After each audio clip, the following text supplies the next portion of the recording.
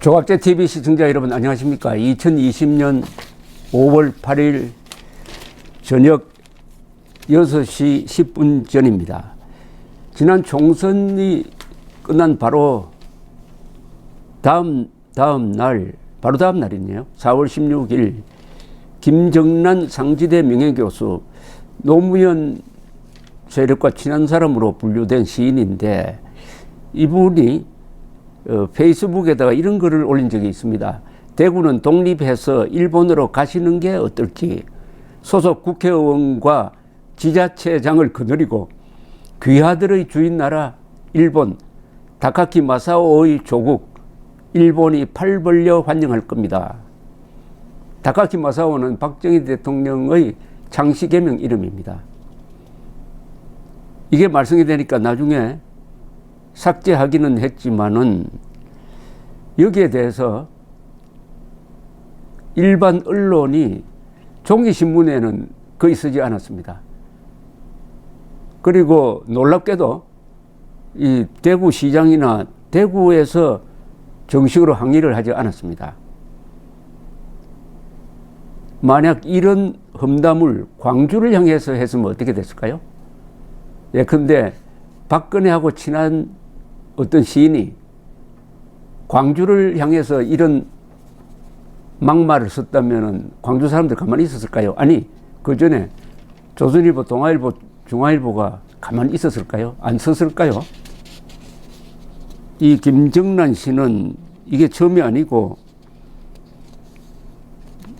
대구 경북 시민을 겨냥해가지고 눈 하나 달린 자들의 왕국, 눈 하나 달린 자들의 왕국, 뭐 이런 짤막한 글도 남긴 적이 있습니다. 그러니까 대구 경북 지역구 25곳 중에서 민주당은 당선된 곳이 하나도 없고 24곳에서 통합당 당선, 그리고 홍준표 무소속 당선된 데 대해서 이렇게 적개심을 표현하고 있습니다. 일본을 주인나라, 대구 사람들은 일본을 주인으로 모시는 사람이다. 이런 집단 모욕을 하고도 건재할 수 있다고 하면은 뭔가 한국의 권력의 판도가 크게 호남 쪽으로, 좌파 쪽으로 기울어져 있다는 증명인데, 오늘 이 문화일보 기사에 이런 게 나와 있습니다.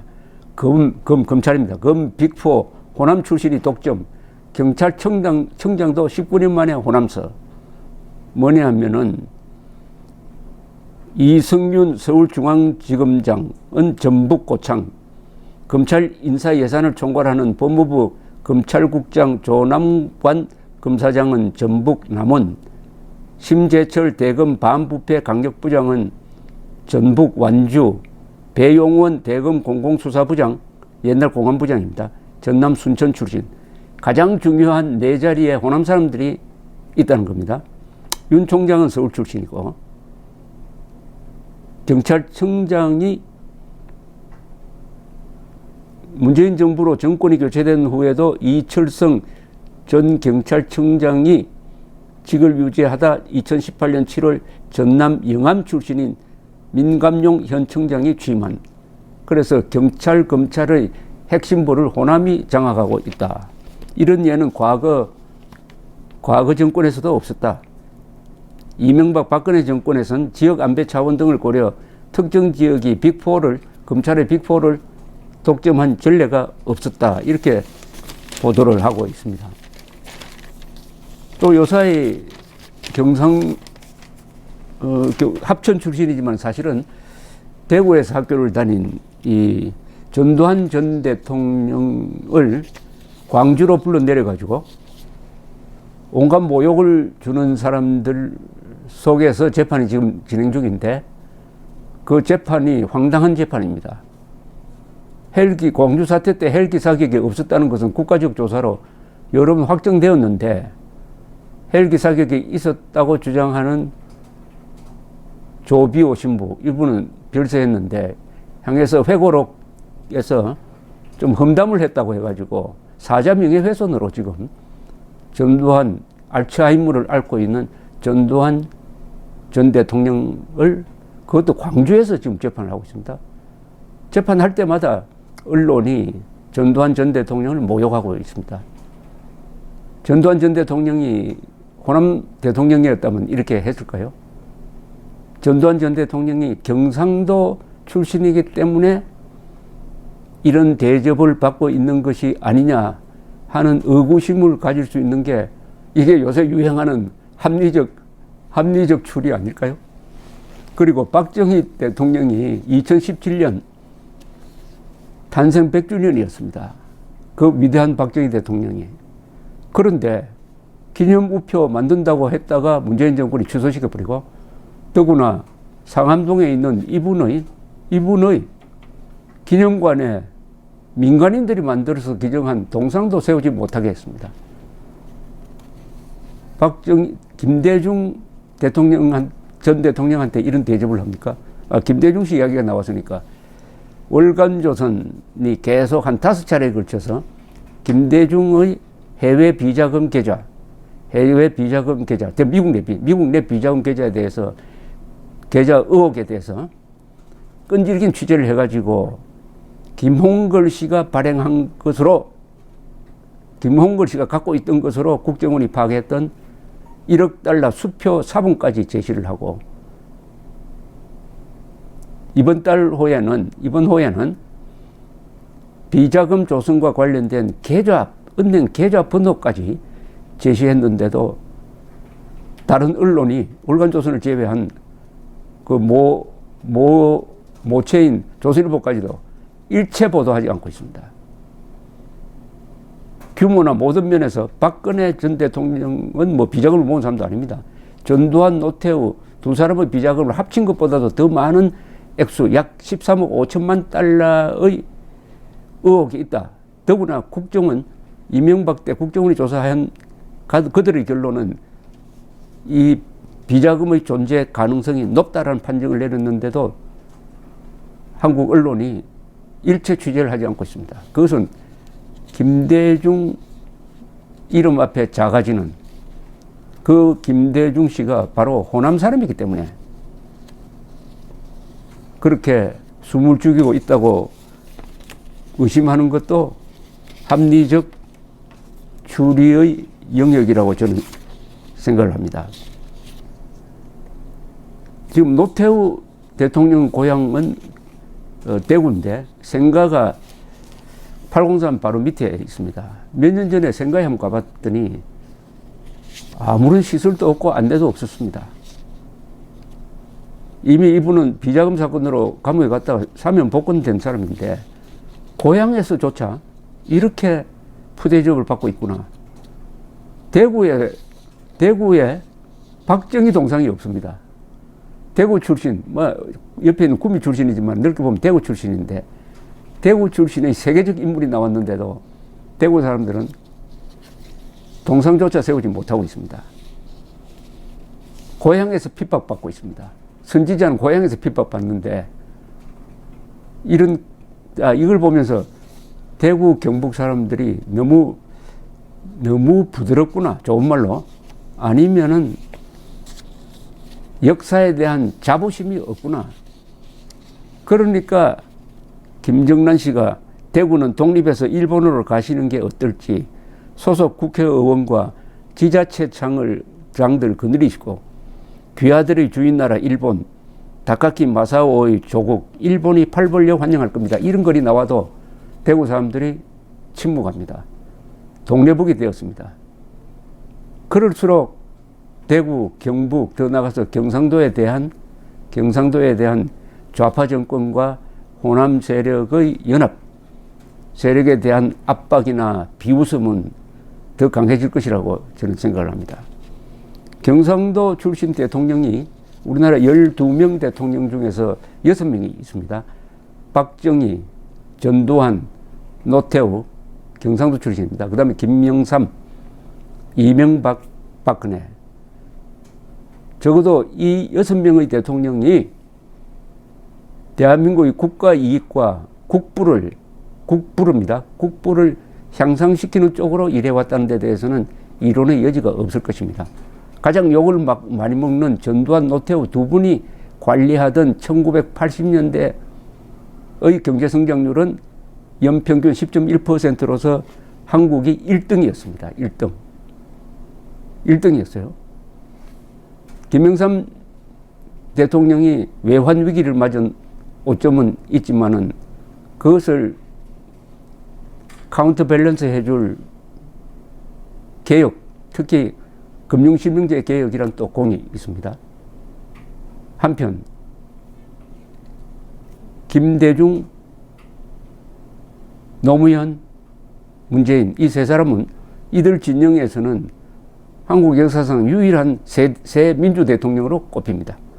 이 새 민주 대통령으로 불리는 이 세 사람이 앞에 경상도 출신 6명과 비교해서 어떤 평가를 받을지 그건 또 조금 더 지켜봐야 될 것입니다. 특히 월간조선이 파헤치고 있는 김대중 비자금 의혹 사건의 결말이 어떻게 나올지 등등.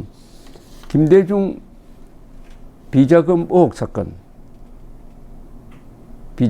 사건이라고 해놓죠.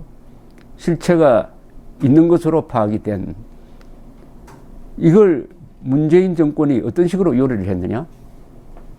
당연히 수사를 해야 될 거 아닙니까? 국세청을, 검찰을 시켜가지고 수사를 해가지고 13억 5천만 달러라는 되는 돈이 미국에 있다는 첩보가 있다. 이걸 확인해야 된다. 사실이면은 환수하고 그리고 세금 매겨야 된다. 이렇게 하는 게 맞는데 놀랍게도 그 비자금을 추적했던 국정원 요원들을 구속 수사해가지고 당시 차장국장이 지금 받고 있습니다. 지금 실형을 선고받고 복역 중에 있습니다. 그 재판장 중 한 사람도 호남 사람이었어요. 그 사람은 재판을 진행할 때 보니까 비자금 실체에 대해서는 아무런 관심이 없었습니다. 비자금을 추적하기 위해서 쓴 국정원 예산이 이게 제대로 써졌느냐 요것만 가지고 따져가지고 징역 1년 6개월 2년씩 때렸어요. 주객 전도 아닙니까? 북한에 들어간다는 첩보가 있어가지고 조사에 착수를 했는데 북한에 그중에 1억 달러가 중국 내 투자처를 통해서 평양으로 들어간다는 첩보를 가지고 조사를 한 것이 더 중요하죠. 그 공작금이 인마에 포켓된 것도 하나도 없었어요.